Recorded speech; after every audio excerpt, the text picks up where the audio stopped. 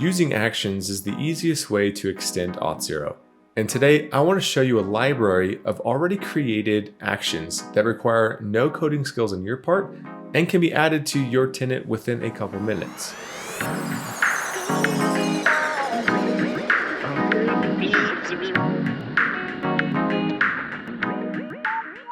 Now, if you don't already have an account and not able to access a dashboard view like this, then click on the link below to sign up. Once you do go through that sign up process and land on your dashboard, we're going to be looking at the Marketplace tab down here. But before I click on that, I want to show you inside of my Actions tab here on the left what I already have installed. So once you install some actions from the Marketplace, they're going to show up in this Installed tab inside of the library here. You can see on the custom, I've in previous videos and in my work created some custom actions that do a variety of different things. But as far as pre-installed actions that have already been created, I don't have any installed right now. In order to find some of these, you'll want to navigate to the Marketplace tab that's on the left side here. Now inside the Marketplace, you'll find a lot of different stuff and a lot of different integrations that make it easy for you to extend Auth0 and to add a lot of different things like SSO integrations, rules, identity proofing, that kind of stuff. Today I want to focus on the Actions tab as you see here. When you click on Actions, you can see that we already have a couple dozen actions that have been created by Auth0 for you to use. Things like OneTrust, Scaled Access, Telesign, and a whole bunch of other ones here. We are also constantly working on adding new, so over the next months and years, you will see this tab grow.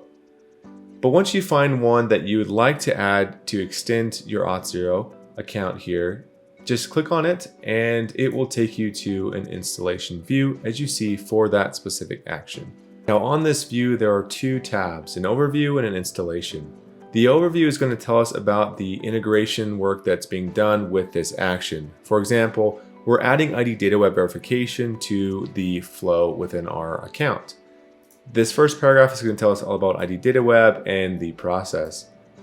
The installation tab is for the most part the same across all the actions. It's a very simple process to add it to your account. It's going to have an add integration button on most, if not all, of the actions that you click on. There are additional things per each one that might take a couple more pages or views for you to walk through, and we'll see that here with the ID data web one. But most of them are going to be the same. Basically, click on the Add Integration button that you'll see at the top of the page, and then walk through the steps that the view will show you. There's also going to be an additional customizations paragraph down at the bottom if you want to go even further than what this action does. So for ID data web verification, you can see here the first is add the integration, and then it's going to ask us for some API token and keys. So I'm going to click Add ID data web verification. Notice that we've jumped now to the library tab of actions, which I showed you in the first view. And then here, it's going to ask for our consent for some items here. So make sure you read through everything that you get on this view. I'm going to press continue.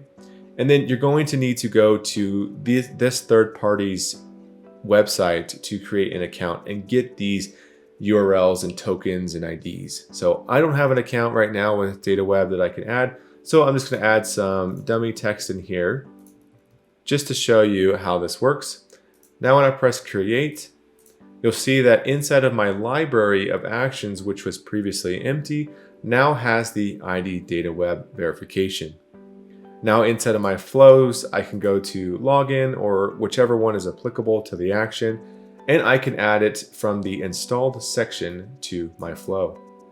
Once you have that in here, don't forget to press apply, and that is it.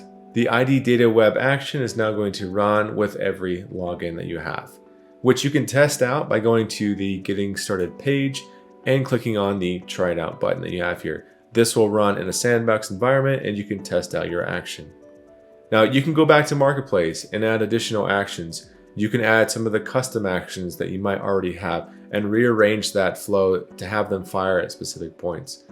And that's it for this video.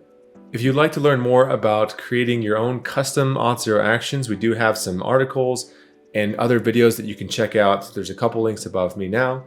There's also links in the description. So feel free to check out those if you're interested in creating your own custom action to add to your own flow.